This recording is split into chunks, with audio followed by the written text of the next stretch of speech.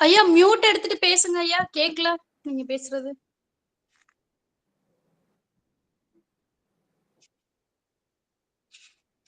கேக்கலங்க ஐயா நீங்க பேசுறது. வெளியில போயிட்டு ஒரு முறை வாங்க ஐயா.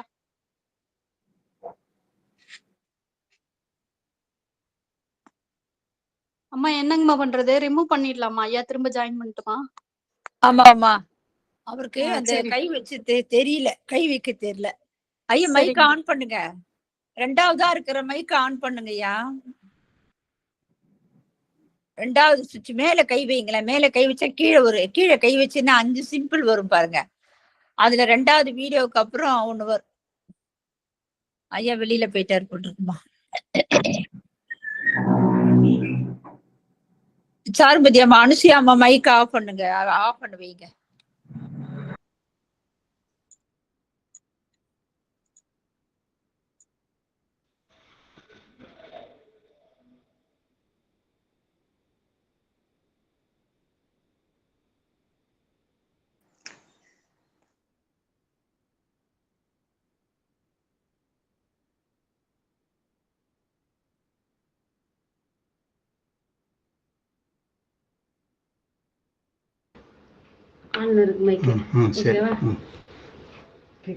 சாருமதி அம்மா கேக்குதுங்க ஐயா, கேக்குதுங்க. ரொம்ப சந்தோஷம். திருச்சிற்றம்பலம். சாயா அம்பினை நாள்தோறும் தழைப்பவர் தாயே ஆகி வளர்த்தனை போற்றி. தென்னாடுடைய சிவனே போற்றி. எந்நாட்டவர்க்கும் இறைவா போற்றி. குரு வாழ்க குருவே துணை. தெளிவு குருவின் திருமேனி காண்டல், தெளிவு குருவின் திருநாமம் செப்பல், தெளிவு குருவின் திருவார்த்தை கேட்டல், தெளிவு குரு உரு சிந்தித்தல் தானே. தெளிவு குரு உரு சிந்தித்தல் தானே. மலர்விழி அம்மா விநாயகர் பாடல் பாடுங்கம்மா.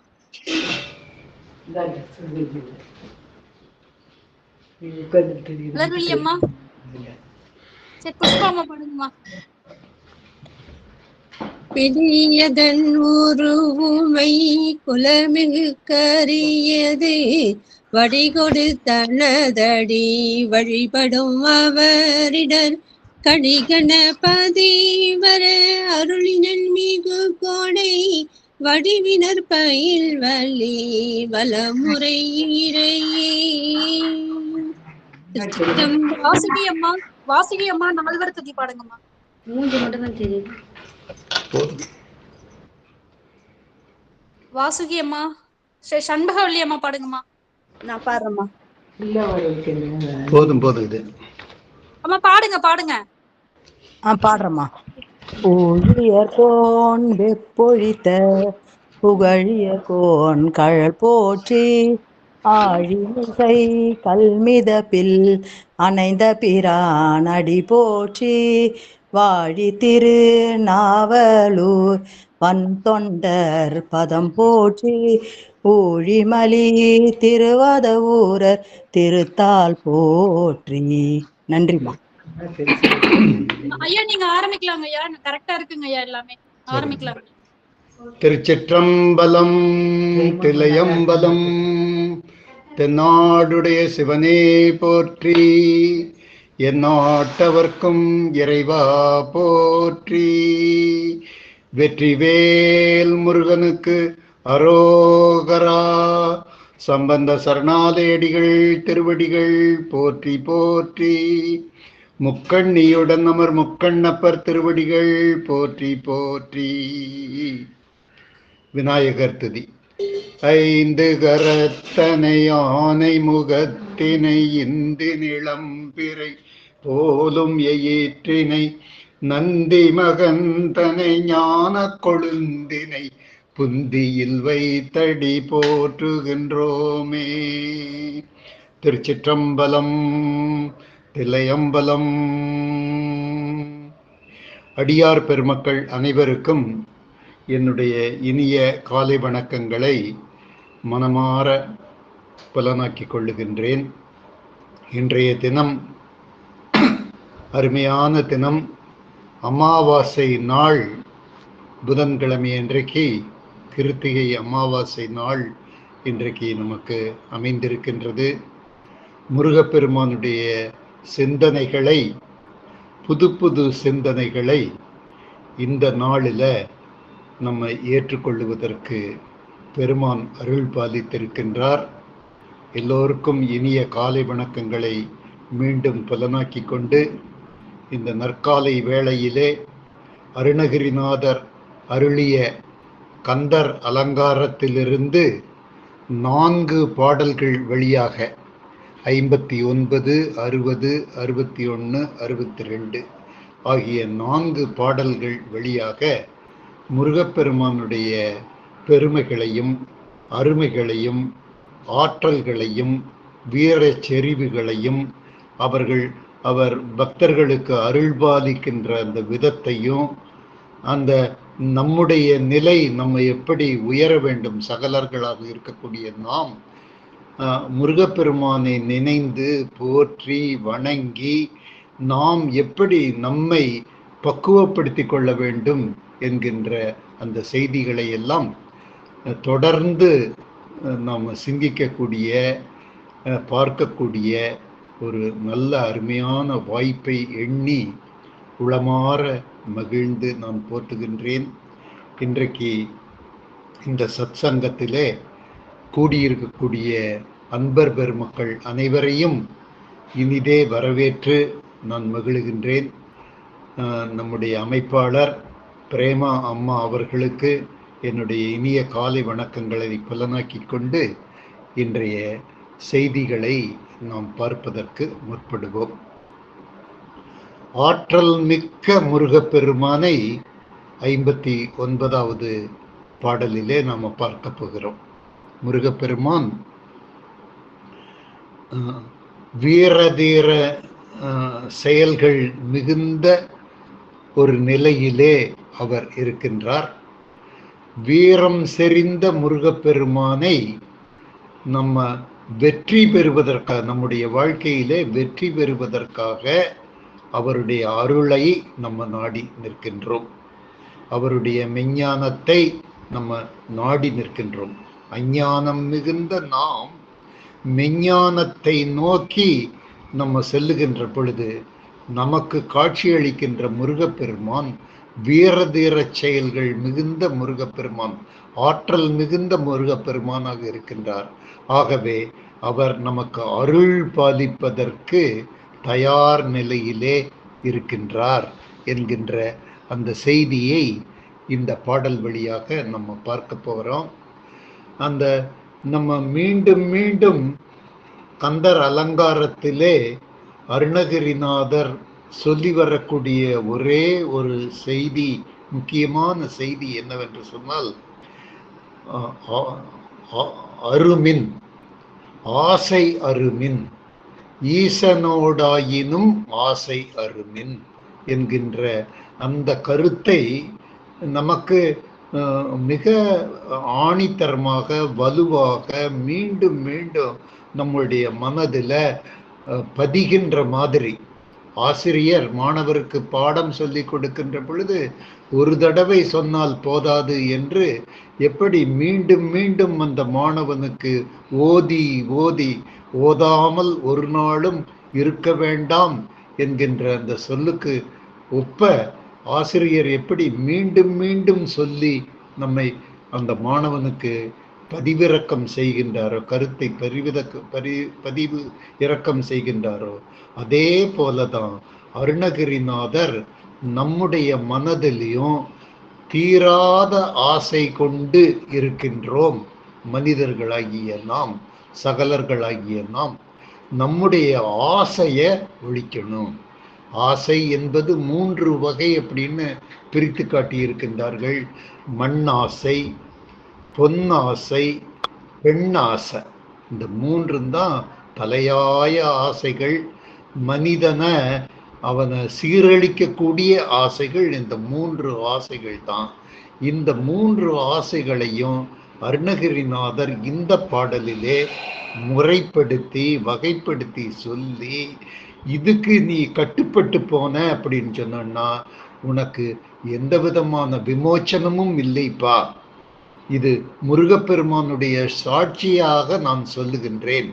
முருகப்பெருமான், வீரம் செறிந்த முருகப்பெருமான் உனக்கு அருள் கொடுப்பதற்காகவும் அன்பு கொடுப்பதற்காகவும் அவர் தயார் நிலையில் இருக்கிறாரு.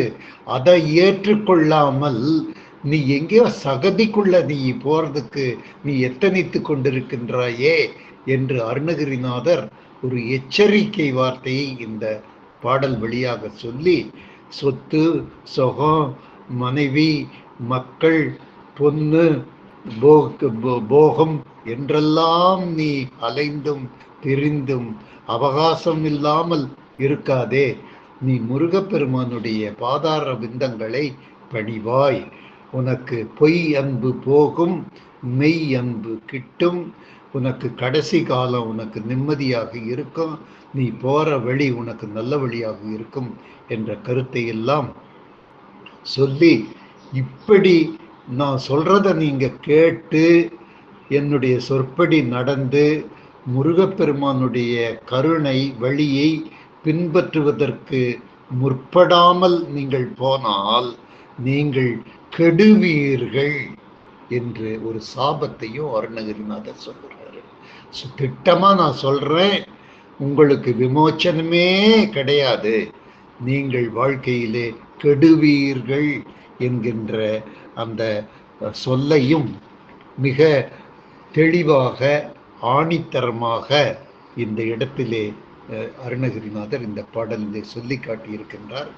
இந்த பாடல் நம்ம எளிதான பாடலாக இருக்கின்றது. இலகுவாக நம்ம இந்த உள்வாங்கி கொள்ளக்கூடிய கருத்தை அருணகிரிநாதர் இந்த பாடல் வழியாக சொல்லி இருக்கின்றார். மிக அருமையான பாடல். இந்த பாடலை நாம் பார்ப்போம். பொங்கார வேலையில் வேலை விட்டோன் அருள் போலுதவ எங்காயினும் வரும் ஏற்பவர் கிட்டதிடாமல் வைத்த வங்காரமும் உங்கள் சிங்கார வீடும் மடந்தையரும் சங்காதமோ கெடுவீருயிர் போம தனி வழிக்கே என்று அருணகிரிநாதர் இந்த பாடலை நமக்கு அமைத்து காட்டியிருக்கின்றார். இந்த வேலை வேலை என்று முதல் வரியிலே வருகின்றது இந்த பாடலினுடைய சிறப்பு. இந்த பாடலினுடைய முதல் வரி மிகவும் அழகான ஒரு சொல்லை சொல்லோவியமாக திகழ்கின்ற அமைப்பாக இருக்கின்றது. கடல் எப்படி, வேலை அப்படின்னு சொன்னோம்னா கடல் என்கின்ற பொருளை நம்ம முன்பதாகவே பார்த்திருக்கின்றோம். அடிக்கடி இந்த சொல் நமக்கு வருகின்றது. வேலை என்று சொன்னால் கடல். கடல் எப்படி இருக்கின்றது என்று சொன்னால் அலைமோதி கொண்டிருக்கக்கூடிய கடல், பொங்கி வழியக்கூடிய கடலாக இருக்கின்றது. அந்த கடல்ல அந்த கடல் நீர் வற்ற வேண்டும், எனக்கு வழி வேண்டும்.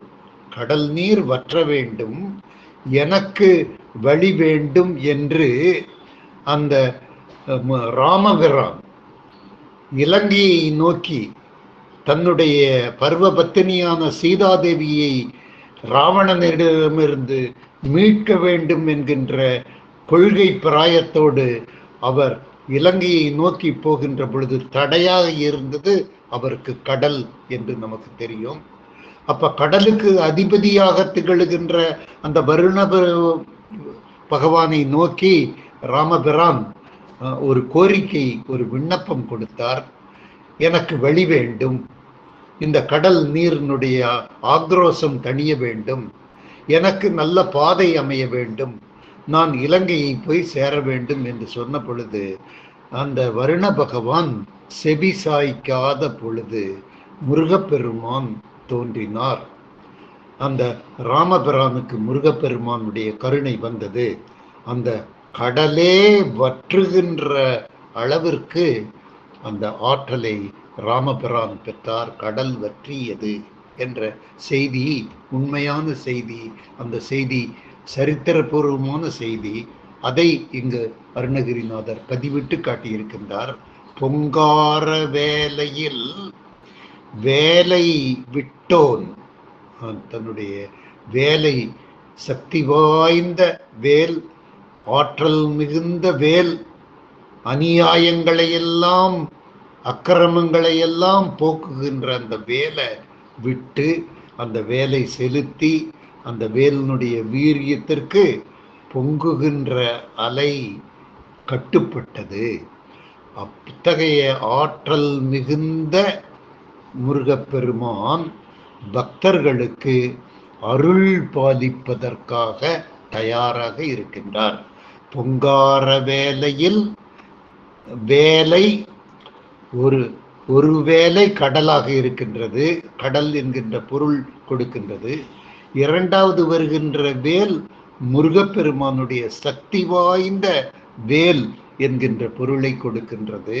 அதுதான் இந்த பாடலினுடைய சிறப்பு, இந்த வரியினுடைய சிறப்பாக இருக்கின்றது.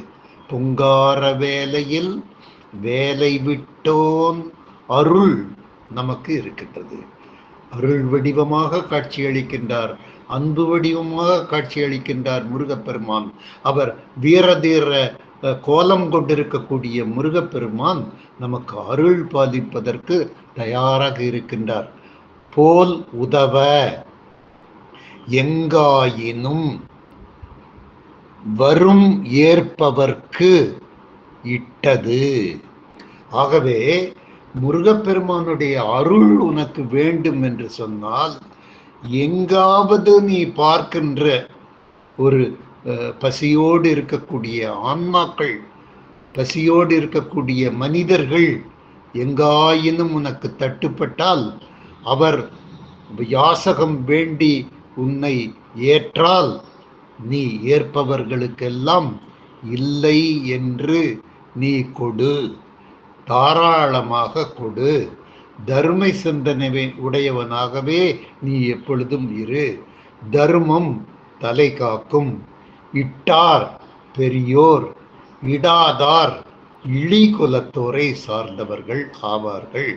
ஆகவே நீ உன்னிடத்தில் உள்ள பணங்களை, உன்னிடத்தில் உள்ள செல்வத்தை, உன்னிடத்தில் உள்ள உணவை ஏற்பவர்களுக்கு, பிச்சைக்காரர்களுக்கு நீ தாராளமாக கொடுத்து உதவினால் இந்த முருகப்பெருமானுடைய அருள் உனக்கு பரிபூரணமாக சித்திக்கும். அப்படி நீ தான தர்மம் செய்யாம கருமியா நீ இருந்தீன்னு வச்சுக்கோ, இடாமல் போய்விட்டாய் என்று சொன்னால் உனக்கு எத்தகைய சீரழிவு வரும் என்று நான் சொல்லுகின்றேன். நீ இடாமல் நீ சேர்த்தி வைக்கணும்னு விரும்புற, எனத்தை சேர்த்தி வைக்கணும்னு விரும்புற, உன்னுடைய வங்காரம், உன்னுடைய சிங்கார வீடு, உன்னுடைய சீர் மிகுந்த மடந்தைகள் தானே உனக்கு ஆசை. 3 ஆசையை வச்சுட்டு தான் நீ அலைஞ்சிட்டு இருக்கிற. என்ன ஆசை? மண்ணாசை, பொன்னாசை, அப்புறம் மண்ணாசை, அப்புறம் பெண்ணாசை. இந்த 3 ஆசைகளுக்குத்தானே நீ அடிமையாகி போய் கிடக்கிறாய். வங்காரம் என்று சொன்னால் பொன் பொருள்களுக்கு நீ ஆசைப்பட்டிருக்கிறாய். வீடு மனை என்று சொன்னால் அது மண் சார்ந்த ஆசையாக உனக்கு இருக்கின்றது. அடுத்தது மடந்தையர் என்று சொன்னால் பெண் சார்ந்த ஆசை. இது மேல நீ தர்மம் செய்யாம லோபியாக இருந்து, குரோதியாக இருந்து, சுயநலமிக்கவனாக இருந்து நீ வங்காரத்தையும் சிங்கார வீட்டையும் சிங்கார மகளிரையும் நீ போற்றி அதற்கு முக்கியத்துவம், அவைகளுக்கு முக்கியத்துவம் கொடுத்தாய் என்று சொன்னால், அப்படி செஞ்சேன்னா அது என்னடா உனக்கு சங்காதமோடா அப்படின்னு அருணகிரிநாதர் ரொம்ப வலிமையா நம்மளை கேட்கிறார்.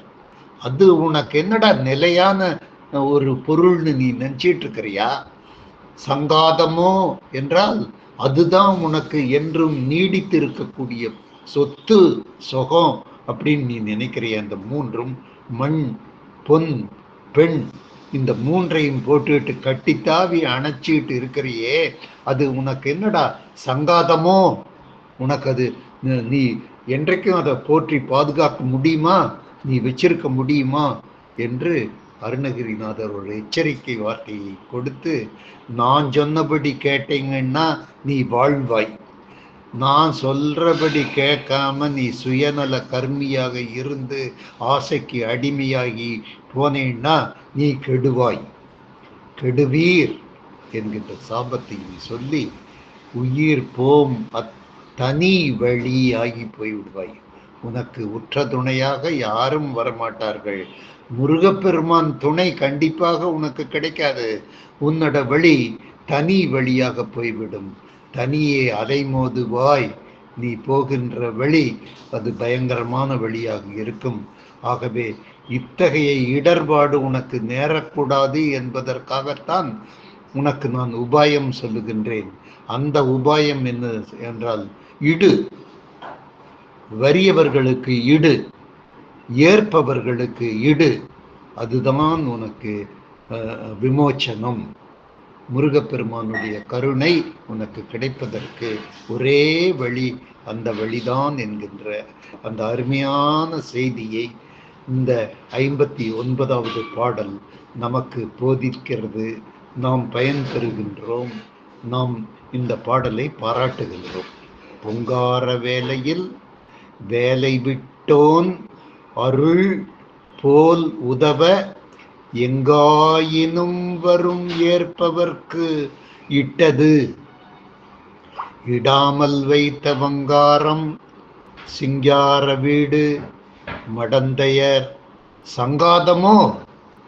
என்னடா உனக்கு இதெல்லாம் நிலையா என்கின்ற அர்த்தம் புதிந்த அந்த சங்காதமோ என்கின்ற அந்த வார்த்தை, அந்த பதம் ரொம்ப அற்புதமான பதம். சங்காதமோ. அப்படி இருந்தீன்னா நீ உனக்கு விமோச்சனம் இல்லை, கெடுவாய், கெடுவீர். நீ போற வழிக்கு துணை இல்லை, அது தனி வழிதான், நீ துன்பப்பட வேண்டியதுதான் என்ற செய்தியை மிக அற்புதமாக நம்ம பதம் பிரித்து பார்க்கின்ற பொழுது இந்த பாட்டினுடைய பொருள் நமக்கு சுலபமாக விளங்குகின்றது. அந்த பொருள் நமக்கு விளங்குகின்ற பொழுது நாம் பூரிப்படைகின்றோம். கந்தர் அலங்காரத்தை நாம் அனுபவிக்கக்கூடிய ஆனந்த ஒரு தருணம் நமக்கு அமைந்திருக்கின்றது என்ற உணர்வு நமக்கு பரிபூர்ணமான மகிழ்ச்சியை கொடுக்கின்றது என்ற செய்தியை சொல்லி இந்த அடுத்த பாடலுக்கு நாம் செல்லுவோம். இந்த அடுத்த பாடல்ல 60வது பாடல்ல நமக்கு வாழ்க்கையில சகலர்களாக நம்ம இருக்கிறோம். எப்பவும் நம்மளுக்கு ஒரே குழப்பம்தான். மகிழ்ச்சி என்பதே நம்முடைய வாழ்க்கையிலேயே இல்லை. பிரச்சனை ஒரு பிரச்சனையை முடிச்சோம்னா 9 பிரச்சனை நம்மளுக்கு முன்னாடி வந்து நிக்குது. அப்படிங்கிறது தான் யதார்த்தமான உண்மையான நிலை. நம்மளே செய்வதறியாது திகைத்து போய் நிற்கின்றோம். இறைவனிடத்திலே சொல்லுகின்றோம், வந்து பிறந்து விட்டேன் வாழ தெரியவில்லையே இறைவா என்று நாம் புலம்புகின்ற அந்த நிலை தான் நம்மளுக்கு இருக்குது. நமக்கு துன்பம் விளைவிக்கின்ற 2 ஆதாரங்கள் என்னன்னா, ஒன்று உடல் ரீதியான துன்பம் நமக்கு, இன்னொன்று உள்ள ரீதியாக உள்ள துன்பம். 2 வகையான துன்பம். மனம்ங்கிறது அலை மோதுது, அலை பாயுது. இந்த கடல் அலை கூட கொஞ்ச நேரம் நிற்கும் போல தெரியுது. இந்த மன அலைக்கு ஒரு ஓய்வே கிடையாது. எப்ப பார்த்தாலும் நமக்கு அந்த மன உளைச்சல். அடுத்த உளைச்சல் என்னன்னா உடல் ரீதியான துன்பம். ஒரு துன்பம் உடல் போயிருச்சு அப்படின்னு சொன்னா மருத்துவரை பார்க்கிறோம், ஊசி போடுறோம், மருந்து வாங்குறோம், சாப்பிட்றோம், பத்தியும் இருக்கிறோம். அப்புறம் அது தீர்ந்த உடனே இன்னொரு உபத்திரவம் நம்மளுக்கு வந்துடும். இப்படி தீராத வேதனைகள், உடல் வேதனை, அந்த மன வேதனை உள்ள நிலைதான் இந்த வாழ்க்கையிலே நாம் படுகின்ற துன்ப நிலை என்று அருணகிரிநாதர் சொல்றாரு. இந்த 2 துன்பமும், மனத்துன்பம், உடல் துன்பம், இந்த ரெண்டும் நம் போனோம்னா வாழ்க்கையில இன்பம் கிடைக்கும். அந்த இன்பத்திற்கு வழி இருக்குது. அது அந்த வழி என்ன வழி? அது நல்ல வழி, அது உயர்ந்த வழி, அது ஆன்மீக வழி, அது அருள் வழி, அது இறைவன் கொடுத்த வழி. அதை பின்பற்றுவதற்கு ஏதாவது நீ யோசிச்சிருக்கிறியா? இவ்வளவு நாள பிறந்தேன், வளர்ந்தேன், வாழ்ந்தேன், பட்டேன், துன்பப்பட்டேன் அப்படின்னு சொல்றியப்பா. ஆனா அதற்கு ஒரு மாற்று வழி, ஒரு உபாயம் இருக்கின்றது என்பதை சற்றேனும் நீ சிந்தித்திருக்கின்றாயா அப்படின்னு ஒரு கேள்விய நம்ம நெஞ்சில ஒரு கேட்கிறார். குற்றம் செய்யற ஒரு பையனை பார்த்து தகப்பனோ தாயாரோ சுட்டி காட்டி இந்த தப்ப நீ செய்தியாடா அப்படின்னு சொல்லுகின்ற மாதிரி அருணகிரிநாதர் மனக்கிலேசம் இருக்கின்றது, உடல் துன்பம் இருக்கின்றது, நோயினால் நான் அவதிப்படுகின்றேன், என்னுடைய மனசுல அலைபாயுது, எப்ப பார்த்தாலும் பிபி ஏறிட்டே இருக்கின்றது என்றெல்லாம் அவதிப்படுகின்றாயே.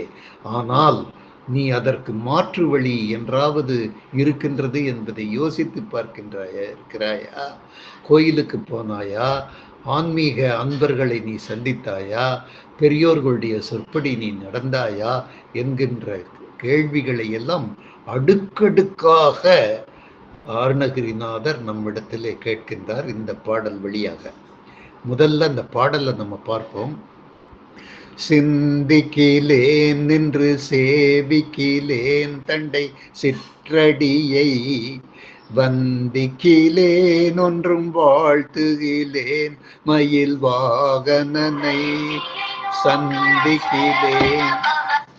சந்திக்கிலேன் பொய்யை நிந்திக்கிலேன் உண்மை சாதிக்கிலேன், புந்திக்கிலேசமும் காயக்கிலேசமும் போக்குதற்கே என்கின்ற வகையிலே இந்த பாடல் அமைந்திருக்கின்றது.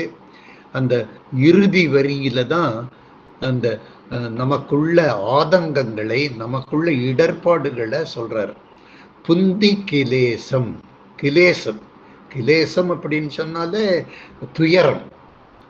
புந்தி கிலேசம் என்று சொன்னால் மன துயரம், மன அலைபாய்கின்ற ஒரு நிலை, மனசுல ஒரு நிம்மதி இல்லாத ஒரு நிலை, நிலையில்லாத ஒரு நிலை. காயக்கிலேசம் என்று சொன்னால் உடல் ரீதியாக ஏற்படுகின்ற இந்த துன்பம். இந்த ரெண்டு துன்பத்தையும் போக்குவதற்கு உள்ள வழிய நான் இதுவரைக்கும் கடைபிடிக்கவில்லை என்பதைத்தான் அடுக்கடுக்காக இந்த பாடல்ல சொல்லியிருக்கிறார். சிந்திக்கிலேன் இறைவனை, முருகப்பெருமான், முருகா என்னுடைய துன்பங்களை எல்லாம் உற்று நோக்கு, நான் உன்னுடைய பாதார விந்தங்களிலே பணிந்து கேட்டுக்கொள்ளுகின்றேன், இன்றோடு எனக்கு துன்பங்கள் நீங்க வேண்டும் என்று என்றாவது ஒரு நாள் நீ சிந்தித்திருக்கிறாயா? முதல்ல சிந்திக்கணும். செயல்படுத்துறது ரெண்டாவது ஸ்டெப்பு. முதல் ஸ்டெப்பு உன்னுடைய மனசுல நீ சிந்தனை பண்ண வேண்டும். அந்த நல் சிந்தனை என்றாவது உனக்கு வந்திருக்கின்றதா என்றால் சிந்திக்கிலேன். நான் ஒரு உண்மையை ஒத்துக்கிறேனப்பா, இதுவரைக்கும் நான் போன பாதை தவறான பாதைப்பா, நான் சிந்திக்கிலேன்.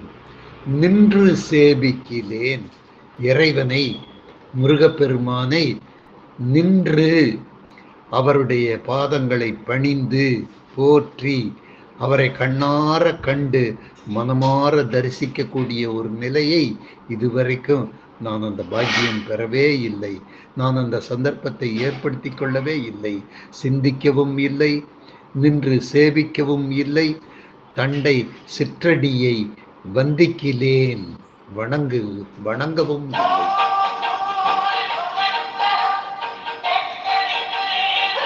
தண்டை சிற்றடியை அணிந்த முருகப்பெருமான், தண்டை காலோடு விளங்குகின்ற அந்த முருகப்பெருமானை நான் வாழ்த்தவே இல்லை. வந்திக்கிலேன் ஒன்றும் வாழ்த்துகிலேன் மயில் வாகனனை சந்திக்கிலேன், பொய்யை நிந்திக்கிலேன். பொய்யை வெறுத்து நிற்கவில்லை, பொய்யை ஆராதனை செய்தேன், பொய்யனாக நான் விளங்கினேன். பொய் பேசக்கூடாது என்கின்ற அந்த சித்தாந்தத்தை இதுவரை நான் ஏற்றுக்கொள்ளவில்லை, கடைபிடிக்கவில்லை. பொய்யை நிந்திக்கிலேன், உண்மை சாதிக்கிலேன். உண்மையாக இல்லை, பொய்யனாக நான் இருந்தேன். ஆகவே எனக்கு முருகப்பெருமானுடைய கருணை இல்லாமல் போய்விட்டது. முருகப்பெருமானுடைய கருணை வேண்டும் என்று சொன்னால் இந்த மனக்கிலேசம் போக வேண்டும், இந்த உடல் துன்பங்கள் நீங்க வேண்டும். உடல் துன்பமும் மனக்கிலேசமும் போக்குவதற்கு நான் சிந்திக்க வேண்டும், சேவிக்க வேண்டும், வந்திக்க வேண்டும். அவனை மயில்வாகனனை வாழ்த்த வேண்டும். அவனுடைய காலடியில போய் நான் விழுந்து நான் உன்னை பார்ப்பதற்கு வந்திருக்கின்றேன் என்று சொல்ல வேண்டும்.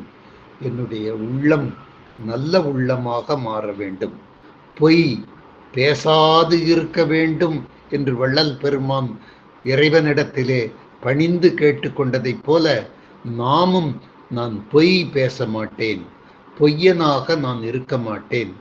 நான் என்னுடைய இதயம் உண்மையே பேசும், உண்மை மிகுந்த இதயமாக, இதய சுத்தி உடையவனாக நான் விளங்குகின்றேன் என்று சொன்னால் உனக்கு புந்தி கிலேசமும் போகும், காயக்கிலேசமும் போகும். இதுதான் உனக்கு வாழ்க்கையில இந்த 2 தான் பிரச்சனைங்க. மனம் சுத்தம் இல்லை, அல்லது மனம் எப்பவும் அமைதி இல்லை, மன அமைதி இல்லை. அப்படிங்கிறது தான் நம்மளுக்கு ஒரு பெரிய பிரச்சனையாக இருக்கின்றது. உடல் பிரச்சனைங்கிறது அடுத்த பிரச்சனையாக நமக்கு இருக்கின்றது. இன்றைக்கு மனவேதனையிலையும் உடல் வேதனையிலையும் தான் சகலர்களாகிய நம்ம எல்லாரும் உருண்டு பிறண்டு எந்திரிக்கிறதுக்கு வழி இல்லாம, மீள்றதுக்கு வழி இல்லாம நம்ம அலமோதிட்டு இருக்கிறோம். வெள்ளம் அலை பாய்வதை போல நம்ம எல்லாரும் அலமோதிட்டு இருக்கிறோம்.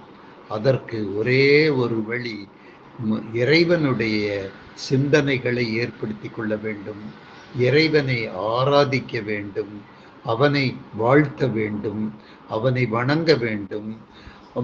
நம்ம போய் ஆலயத்திற்கு போய் இறைவனை வணங்க வேண்டும்ங்கிறதுக்கு தான் அந்த சந்திக்கிலேன் என்கின்ற வார்த்தையை அருணகிரிநாதர் சொல்லி இருக்கின்றார்.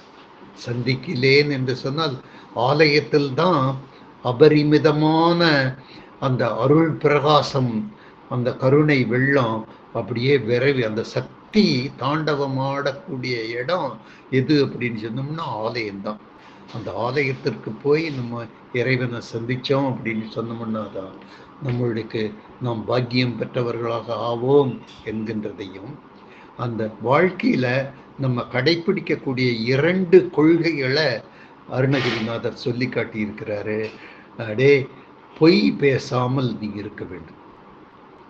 உன்னுடைய வாயிலிருந்து வரக்கூடிய வார்த்தைகள் அனைத்தும் நேர்மையான வார்த்தைகள், உண்மையான வார்த்தைகள், உயர்வான வார்த்தைகள், நல்ல சிந்தனைகள்.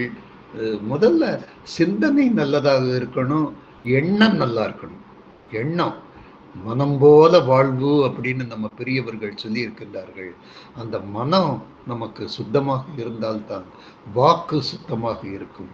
வாக்கு சுத்தமாக இருக்கின்ற பொழுது உன்னுடைய முகம் பிரகாசமாக இருக்கும். உன்னுடைய முகம் பிரகாசமாக இருக்கின்ற பொழுது தெய்வ அம்சம் மிகுந்தவனாக, தெய்வ கலை உன்னிடத்திலே இருக்கும். தெய்வம் உன்னிடத்திலே வந்து ஆராதனை செய்யும். நீ எடுத்த காரியம் எல்லாமே ஜெயம் ஆகும் என்கின்ற அந்த கருத்துக்களை உள்ளடக்கிய அந்த பாடலாக இந்த பாடல் மிகவும் எளிமையான பாடல்.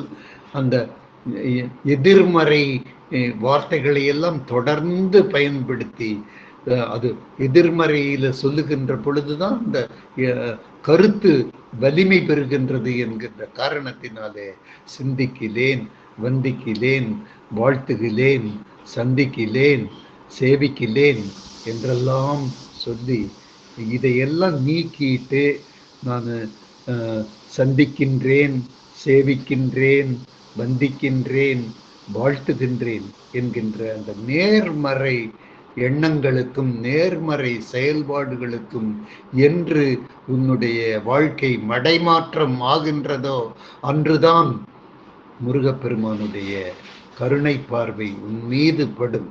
கருணை பார்வை உன் மீது படுகின்ற பொழுது உன்னுடைய வாழ்க்கை வளமாகும், உன்னுடைய நோய் குணமாகும், உன்னுடைய மனம் சுத்தமாகும், உன்னுடைய மனம் அலை பாய்வது போல இருக்கக்கூடிய மனம் அலை ஓய்ந்து நிம்மதியாக இருக்கக்கூடிய நிலை ஏற்படும். இது கண்டிப்பாக நடைபெறும். உன்னுடைய பாதையை மாற்று, உன்னுடைய போக்கை மாற்று. இன்றிலிருந்து உன்னுடைய மடைமாற்றம் செய்து கொள், வாழ்க்கையை மடைமாற்றம் செய்து கொள். நீ போகின்ற வழி தவறான வழி, அந்த தவறான வழியை மாற்றி நல்ல வழிக்கு நீ வர வேண்டும் என்கின்ற அந்த அற்புதமான ஒரு கருத்தை அடங்கிய பாடலாக இந்த பாடல் மீண்டும் மீண்டும் நாம் வாய்விட்டு படிக்கின்ற பொழுதெல்லாம் பேரானந்தம் விளைவிக்கின்ற பாடலாக இந்த பாடல் விளங்குகின்றது.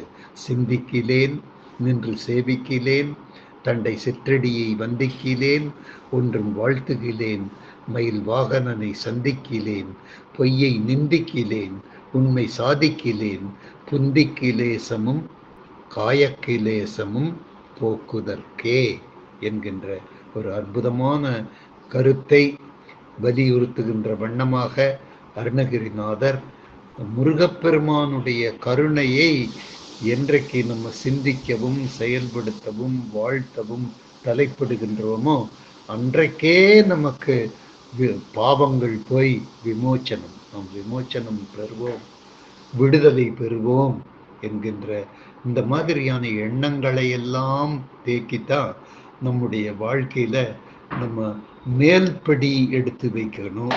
மேல்படி எடுத்து வைப்பதற்கு அருணகிரிநாதர் ஒரு அற்புதமான ஒரு வாய்ப்பை, சந்தர்ப்பத்தை இந்த பாடல் வழியாக நமக்கு கொடுத்து பக்தர்களாகிய நாம் ஆன்மீக வழியிலே நாம் தொடர்ந்து செல்லுகின்ற நமக்கு ஒரு ஊக்கத்தையும் ஆக்கத்தையும் கொடுக்கின்ற அந்த பாடலாக இந்த பாடல் விளங்குகின்றது என்று சொல்லி அடுத்த பாடலுக்கு நாம் செல்லுவோம். அடுத்த பாடலிலே ஒரு அற்புதமான பாடல் 61வது பாடல் மிக மிக அற்புதமான, இன்றைய 4 பாடலிலும் மிகச்சிறந்த பாடலாக போற்றப்படுகின்ற புகழப்படுகின்ற அந்த பாடலாக இருக்கின்றது.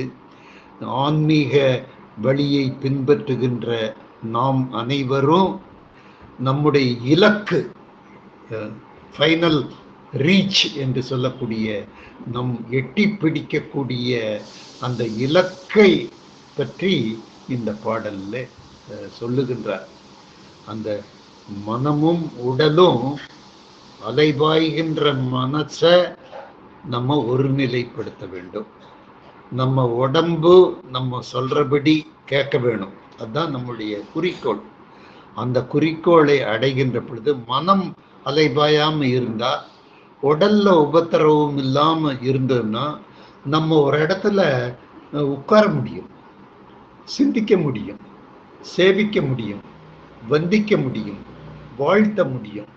அப்போ இதெல்லாம் நம்மளுக்கு வாய்ச்சுதுன்னு வச்சுக்கோங்க. வாழ்க்கையில நம்ம பிறவி பயனை அடைந்தவர்களாக ஆகி போய்விடுவோம். இதெல்லாம் நம்மளுக்கு கிடைச்சிருச்சு அப்படின்னு சொன்னோம்னா நம்மெல்லாம் பாக்கியசாலிகள் ஆகிவிடுவோம்.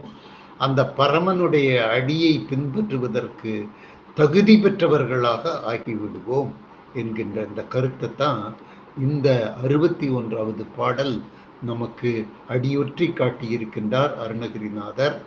இது நம்ம சிக்கன பிடித்தேன் அப்படின்னு சொல்ற மாதிரி, மாணிக்க வாசகர் சொல்ற மாதிரி, இறைவனை நான் சிக்கன பிடித்தேன் என்று சொல்லுகின்ற மாதிரி. அம்மா வர்றாங்க, லட்சுமி.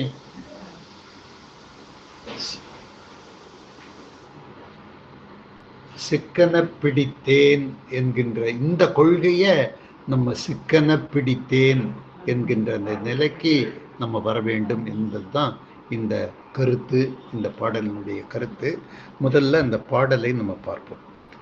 வரையற்ற அவுணர் சிரமற்று வாருதி வற்ற செற்ற புறையற்ற வேலவன் போதித்தவா பஞ்சபூதமும் அற்று உரையற்று உணர்வற்று உடலற்று உயிரற்று உபாயமற்று கரையற்று இருளற்று எனதற்று இருக்கும் காட்சியதே என்று இந்த பாடல் அமைந்திருக்கின்றது. வரையற்று முருகப்பெருமானுடைய ஆற்றலை முன்னுரையாக வைத்து இந்த பாடலை அருணகிரிநாதர் தொடங்கி இருக்கின்றார். வரை அற்று போகின்ற மாதிரி செய்கின்ற வரை என்று சொன்னால் மலை, அந்த கிரௌஞ்ச மலையை இங்க குறிக்குது. அந்த கிரௌஞ்ச மலையை முருகப்பெருமான் வேல் கொண்டு தாக்கி அதை சின்ன பின்னப்படுத்தினார், அதை அழித்தார், அதை ஒழித்தார் என்று செய்தி நமக்கு தெரிந்த செய்தி. அதை அருணகிரிநாதர் ஒரு அலங்கார வார்த்தையிலே இங்க காட்டியிருக்கிறார். வரை அற்று போய்விட்டது. முருகர் வந்தார், வேலை பாய்ச்சினார், வரை அற்று போய்விட்டது. வரை என்கின்ற மலை தூள் தூள் ஆகி போய்விட்டது. வரையற்று அவுணர் சிரம் அற்று, அந்த அரக்கர்களுடைய சிரங்களை எல்லாம் தலைகளையெல்லாம் அவர் சுக்குநூறாக்கினார். அவர் சிறைச்சேதம் செய்தார், அவர்களை அழித்தார், அவர்களை ஒழித்தார். அதுதான் முருகப்பெருமானுடைய வீரதீர செயல். முதல் வீர செயல் வரை அற்று, இரண்டாவது வீர செயல் அவுணர் சிரம் அற்று, மூன்றாவது வீர செயல் வாரிதி வற்ற வற்ற வாரிதி. இது நம்ம இப்ப தற்சமயம் இப்ப பார்த்த செய்தி தான். கடலையே வற்றுவதற்கு ஆற்றல் மிகுந்த ஆற்றலை உடைய முருகப்பெருமான். அப்ப 3 ஆற்றல்களை வகைப்படுத்தி காட்டியிருக்கிறார். வரை அற்று, அவுணர் சிரம் அற்று, வாரிதி வற்ற, கடலே வற்றுகின்ற மாதிரி தன்னுடைய வேலை செலுத்தினார் முருகப்பெருமான்.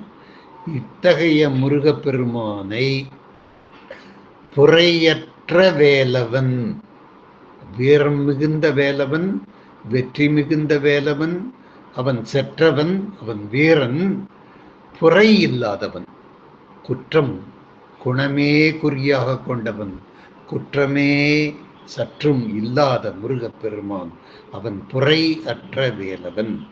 அவன் உனக்கு போதித்தது என்ன?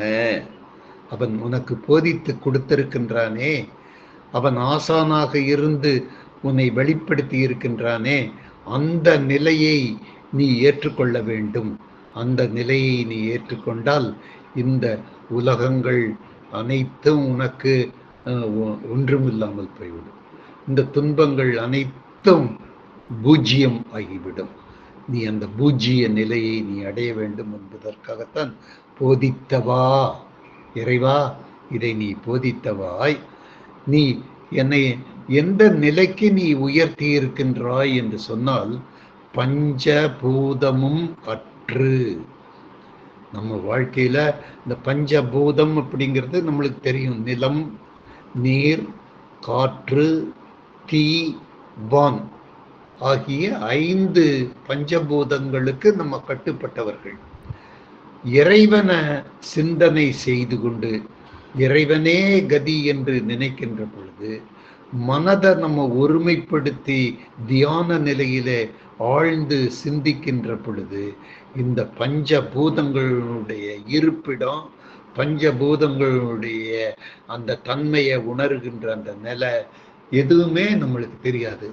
நீர் இருக்குதா, நிலத்துல இருக்கிறோமா, வான் இருக்குதா, காத்து வருதா போகுதா, எதுவுமே தெரியாத ஒரு சூனிய நிலையை அடைவதைத்தான் பஞ்ச பூதமும் அற்று போகின்ற நிலைய நீ அடையணும். உன்னுடைய நிலைய நீ உயர்த்தி கொள். அதற்காகத்தான் அலங்காரம், அந்த படிக்கட்டு போல ஒவ்வொரு படிக்கட்டுகளாக ஏறி 60 படிக்கட்டுகளை ஏறி வந்திருக்கின்றாயே அன்பனே, உன்னுடைய மனம் இப்பொழுது இந்த நிலைக்கு நீ வந்திருக்கணும். இப்ப எந்த நிலைக்கு நீ வந்திருக்கணும்? பஞ்சபூதமும் அற்று, நிலம், நீர், காற்று, தீ, வான் எதுவுமே உனக்கு இருக்கிறதாகவே உனக்கு புலப்படக்கூடாது. இதற்கெல்லாம் நீ அப்பாற்பட்டவனாக இருக்க வேண்டும்.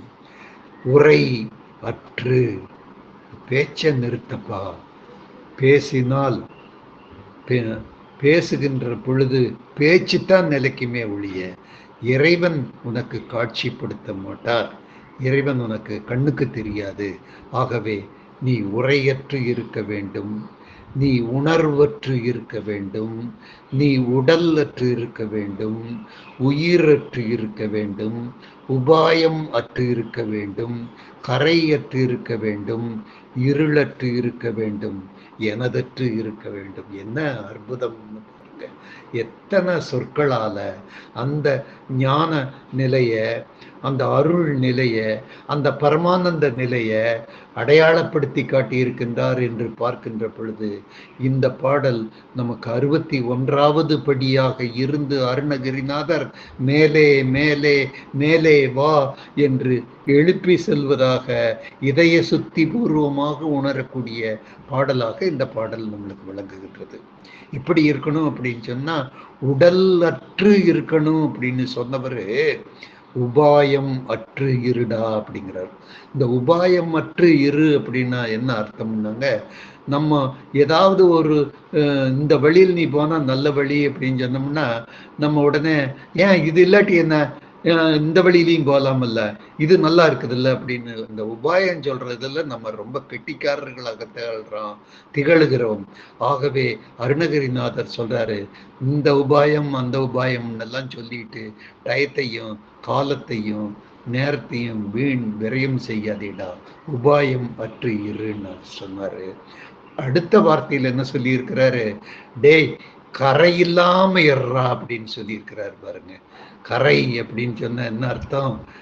குற்றம், மாசு, மறு உடையவனாக திகழ்கிறாயே, நீ குற்றம் இல்லாதவனாக இருக்க வேண்டும் என்று சொல்லி உன்னுடைய உடல் முழுவதும் உன்னுடைய மனம் முழுவதும் இருள் அண்டி கிடக்குதே அப்பா, அதுல இருளை நீக்கி ஒளியை பாய்ச்சுகின்ற அந்த நிலையை என்றைக்கு நீ உருவாக்கி கொள்ளுகின்றாயோ அன்றைக்கு நீ பரமபிதா வாசலிலே பணிவான சேவகனாக நீ வீற்றிருக்கக்கூடிய வாய்ப்பு நிலையாக உனக்கு வந்து அமையும். இது உறுதி என்கின்ற அந்த சொற்களை கோவையாக்கி இத்தனை சொற்களையும் வரிசைப்படுத்தி அலங்காரமாக மலர்கள் போல கோர்த்து கோர்த்து கோர்த்து கோர்த்து ஒரு மாலை ஆக்கி நம்மிடத்திலே அருணகிரிநாதர் கொடுத்து இதை முருகப்பெருமானுக்கு சாத்துங்கள், இதை உங்களுடைய கொள்கைகளாக ஏற்றுக்கொள்ளுங்கள். இந்த படிநிலையை நீ ஏற்றுக்கொள்ளுகின்ற பொழுது நீ 60 படி தாண்டி வந்த அளவிற்கு நீ உயர்ந்து விடுவாய் என்ற கருத்தை இந்த பாடல் உண்மையிலேயே மிக அருமையான பாடலாக விளங்குகின்றது. இந்த நிலையை அடைவதற்கு தான் நம்ம அன்றாடம் பயிற்சி பண்ணிட்டு இருக்கிறோம். நம்முடைய பயிற்சி, நம்முடைய இந்த சத்சங்கம், இந்த வழிபாடு, இந்த ஆன்மீக சிந்தனை, இந்த தூப தீப ஆராதனைகள், கோவிலுக்கு செல்லுகின்றது, பெருமானை வணங்குகின்றது, எல்லாமே இந்த நிலையை நம்ம அடையணும் அப்படிங்கிற ஒரு குறிக்கோள், ஒரு கோட்பாடு தான். பஞ்சபூதமும் அற்று, உரையற்று, உணர்வற்று,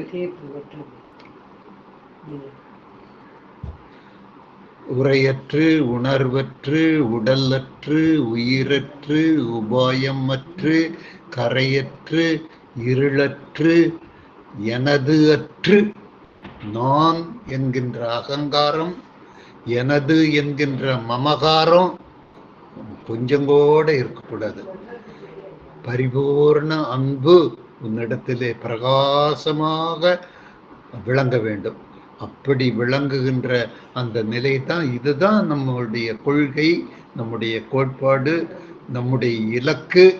நம்ம இதை நோக்கி தான் பணங்காசை நோக்கி நம்ம போகல, மண்ணாசையும் பொன்னாசையும் பெண்ணாசையும் கொண்டு நாம் அலையவில்லை.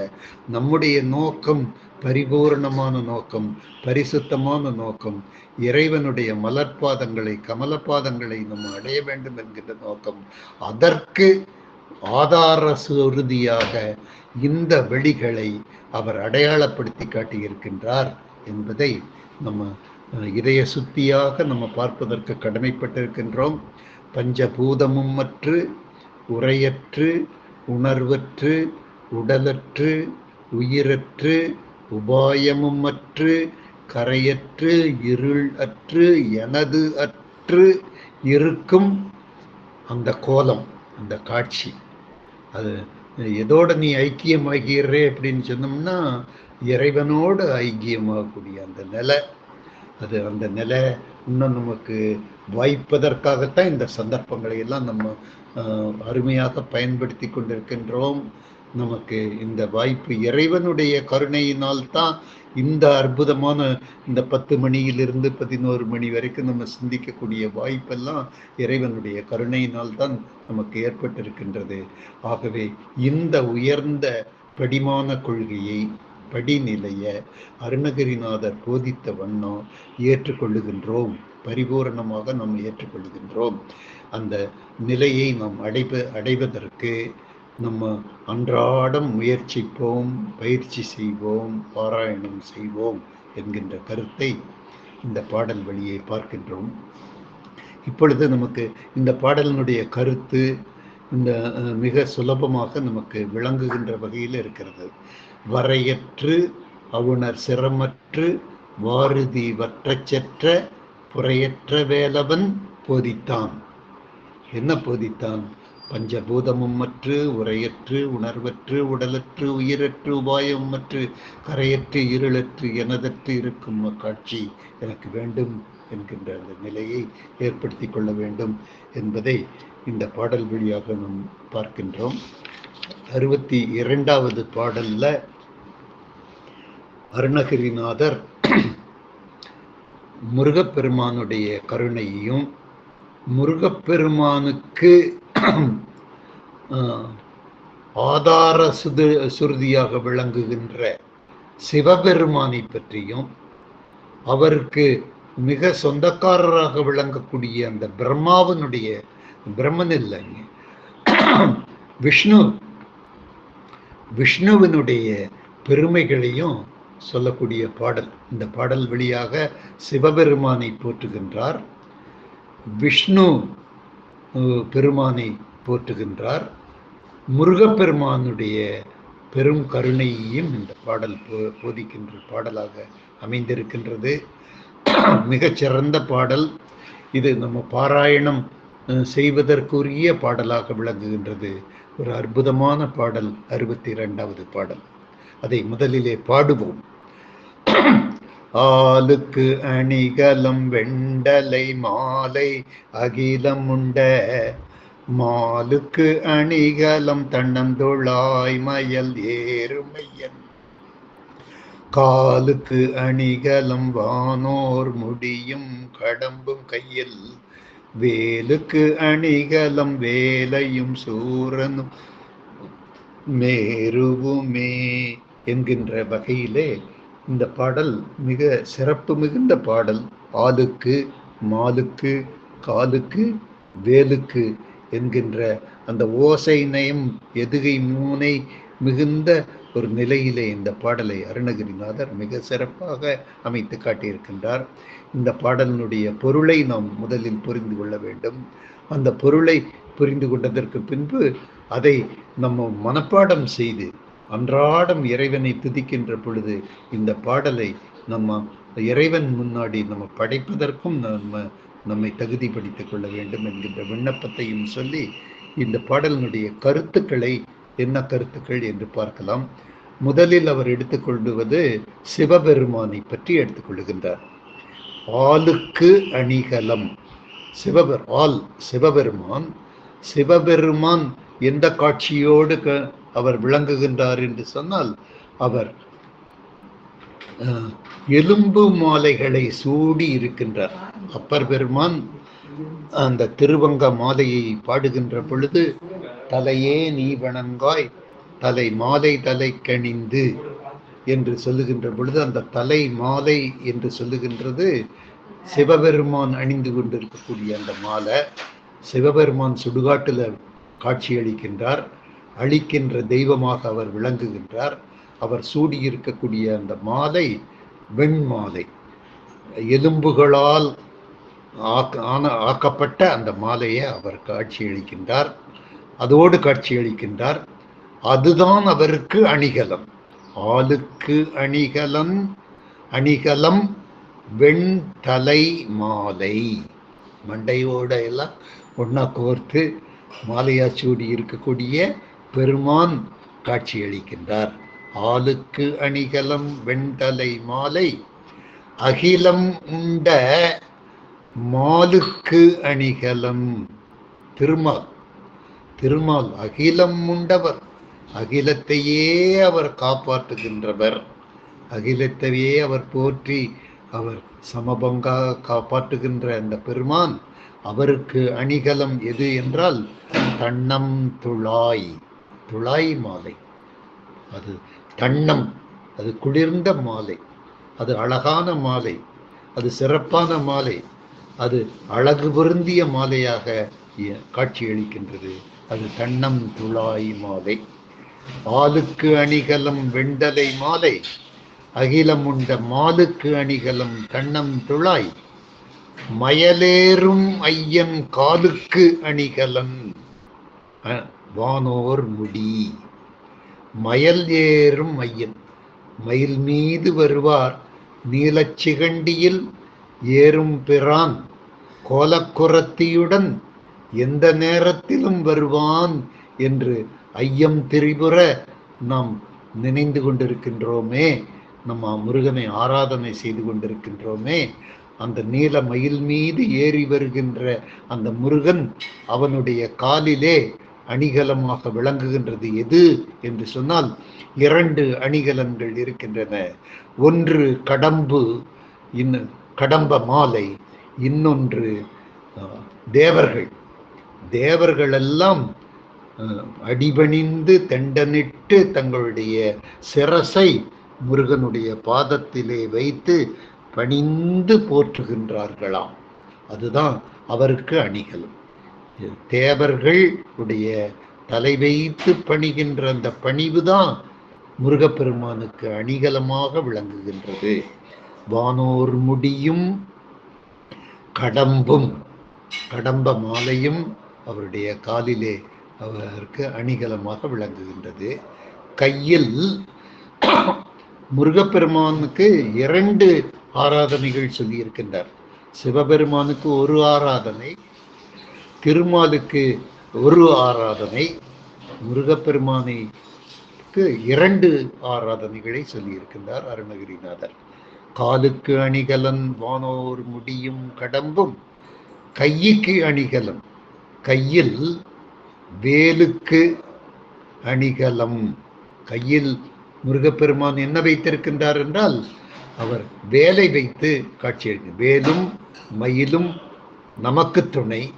அவர் வேலாயுதன் என்கின்ற நிலையிலே முருகப்பெருமான் காட்சியளிக்கின்றார். வேலும், அந்த வேலுக்கு அணிகலம் என்ன என்றால் 3 அணிகலன்களை காட்டுகின்றார். 1 வேலை, 2 சூரன், 3 மேரு. அந்த வேல் என்ன செய்கின்றது? எத்தகைய ஆற்றல் படைத்தது? அந்த வேல் கடலையே வற்றச் செய்கின்ற வேலாக இருக்கின்றது. வேலை என்று சொன்னால் கடலையே வற்றச் செய்யக்கூடிய வேல், சூரனை வதம் செய்யக்கூடிய வேல், அந்த கிரௌஞ்ச மலையே தவிடுபொடி ஆக்கக்கூடிய வேல். அதான் வேலையும் சூரனும் மேருவுமே என்கின்ற கருத்து. அதற்குத்தான் தெளிவு. மேரு வேலை என்பது கடல், சூரன் என்பது முருகப்பெருமானுடைய எதிரியாக இருக்கக்கூடிய அந்த சூரபத்மன். அந்த மேரு என்கின்றது அந்த மலையை குறிக்கின்றது. ஆகவே இத்தனையும் அழிக்கக்கூடிய ஆற்றல் பெற்ற அந்த சிலை, அந்த சிலைக்கு அணிகலம் இந்த மூன்றும் திகழ்கிறது. ஏன்னா அந்த சிலை வருது, இந்த மூன்று கெட்ட செய்கைகளும் ஒளிந்து விடுகின்றன. கடல் வற்றுகின்றது, சூரன் அழிந்து விடுகின்றான், மலை பொடி பொடியாகின்றது. அதற்கு என்ன ஆதாரம் அப்படின்னு சொன்னா முருகப்பெருமானுடைய வேல்.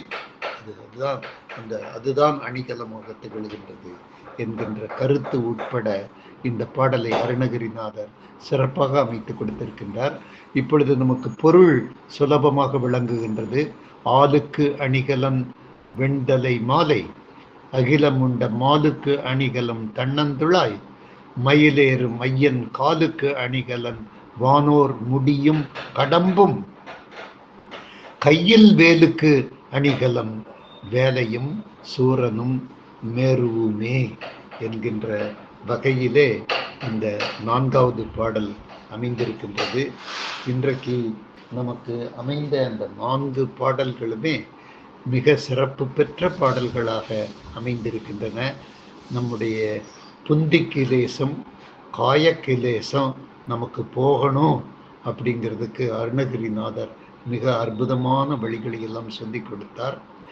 இந்த உலகாயுதத்திலேயே உழன்று கொண்டிருக்கக்கூடிய நமக்கு பக்தி பரவசத்தோடு நாம் திகழ வேண்டும்.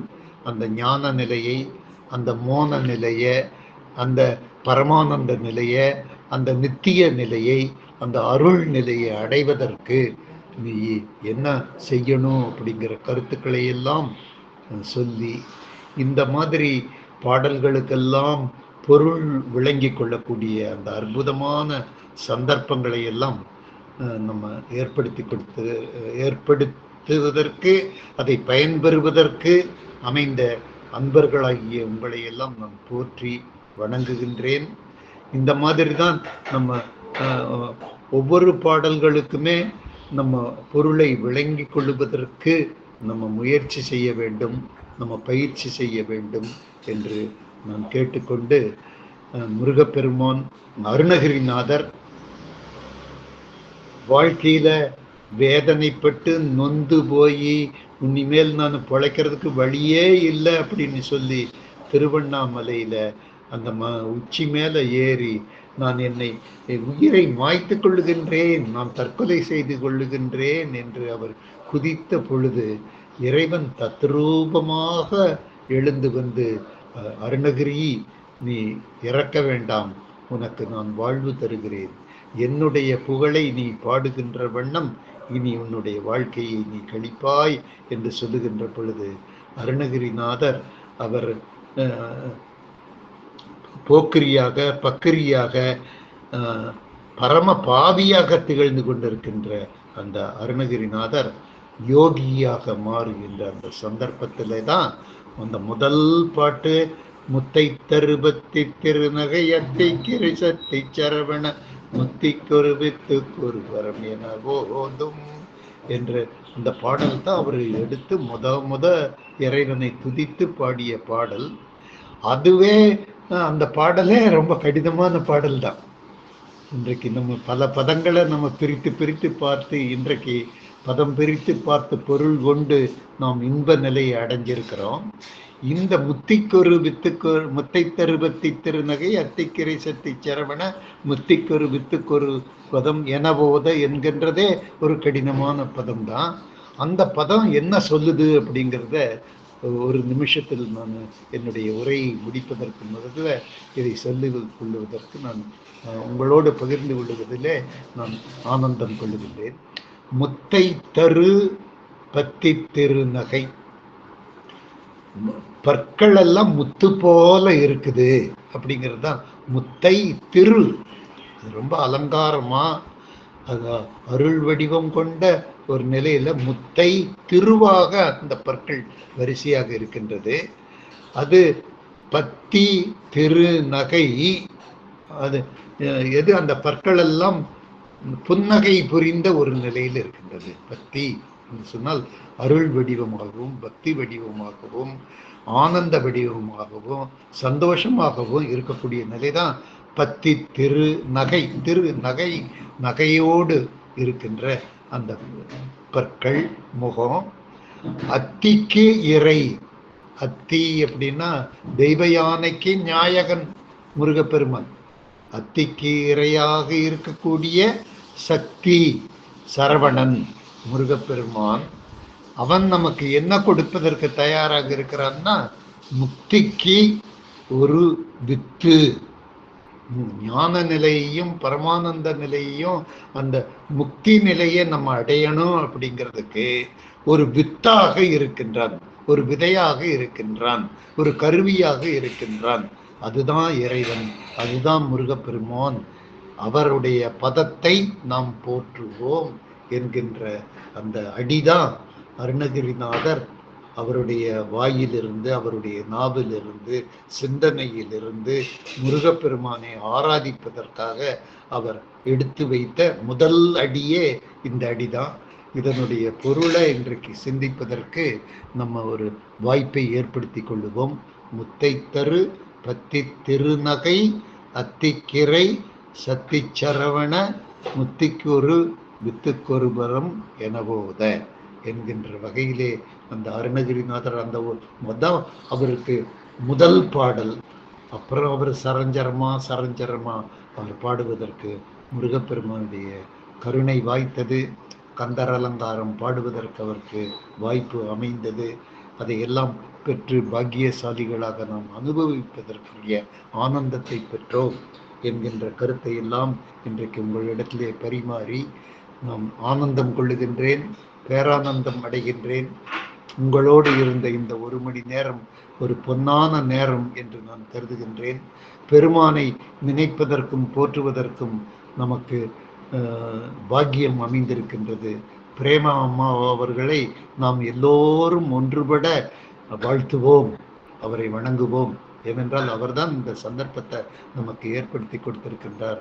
அவர் பூரண நலம், பரிபூர்ண நலம் அடைய வேண்டும் என்று இந்த சந்தர்ப்பத்திலே இறைவனை வணங்கி தொழுது நான் என்னுடைய உரையை நிறைவு செய்கின்றேன். நன்றி, வணக்கம்.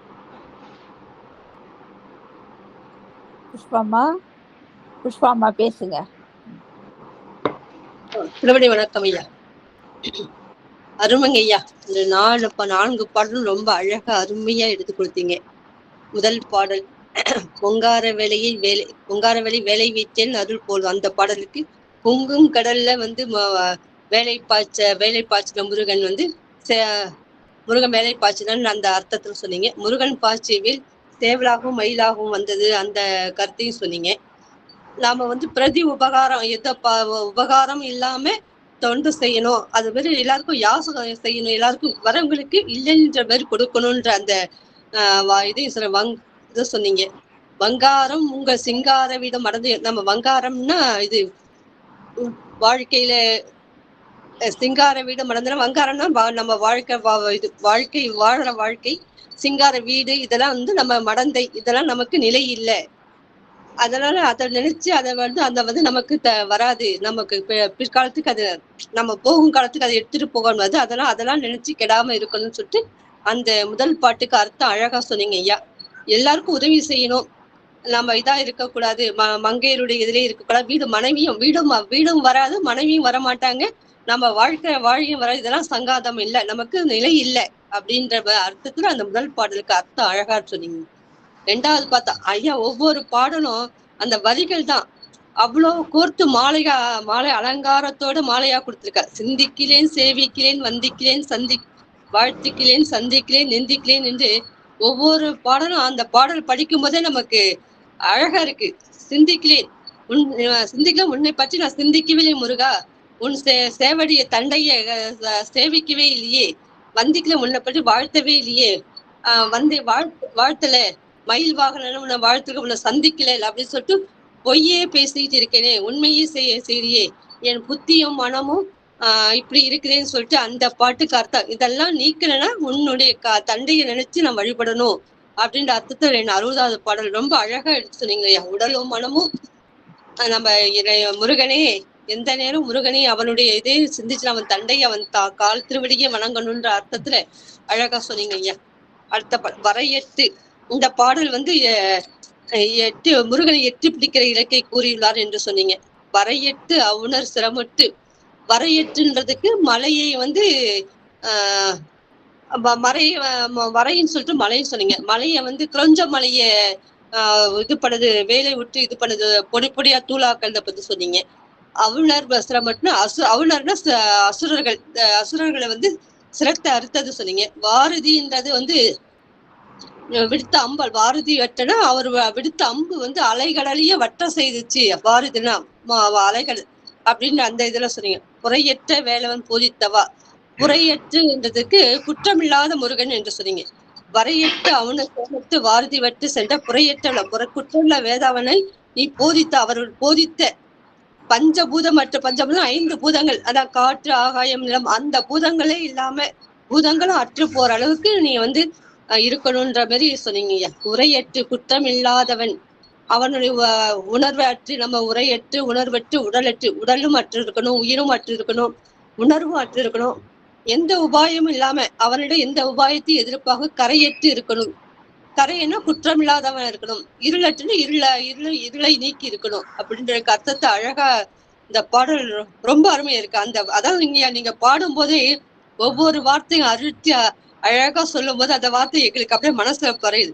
வரையற்று புறையற்று உரையற்று உணர்வற்று ரொம்ப அழகா இருந்ததுங்க ஐயா. இந்த வரிகளும் அழகா இருக்கு, இதை படிக்கிறதுக்கு இருக்கு, மனப்பாடம் செய்யறதுக்கும் நல்லா ஈஸியா இருக்கிற மாதிரி இருக்கு நீங்க படிச்சு காமிக்கும் போது. ரொம்ப அழகா இருந்தது ஐயா. இந்த நிலையெல்லாம் நம்ம எல்லா நிலையும் தாண்டி வரணும்னு சொல்றாரு அவரை. உள்ளூர நல்லா முருகப்பெருகான முன்னின்று நம்ம வணங்கி தொழணும், அப்ப நமக்கு இந்த நிலையெல்லாம் அறுத்து போகும் அப்படின்னு.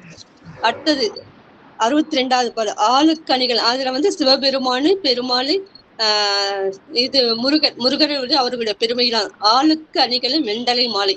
அப்ப வந்து சிவபெருமானுக்கு அணிகள் வந்து அந்த வெண்டலை மாலை எலும்பு மாலைகள் தான் அந்த மாலைகள் சொல்லியிருக்காங்க. அகிலம் உண்ட மாலுக்கு, அகிலத்தே ஆளுகின்ற பெருமாளுக்கு அணிகளை வந்து துளசி மாலைன்னு.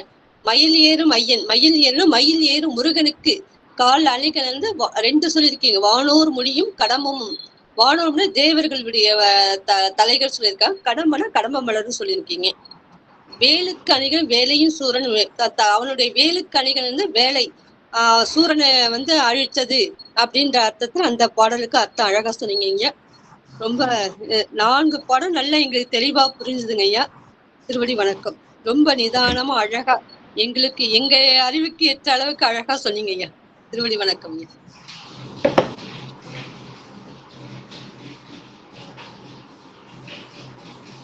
வாழ்த்து பாடல் பாடுங்கம்மா புஷ்பா. வாழ்த்து பாடல் பாடி முடிங்க.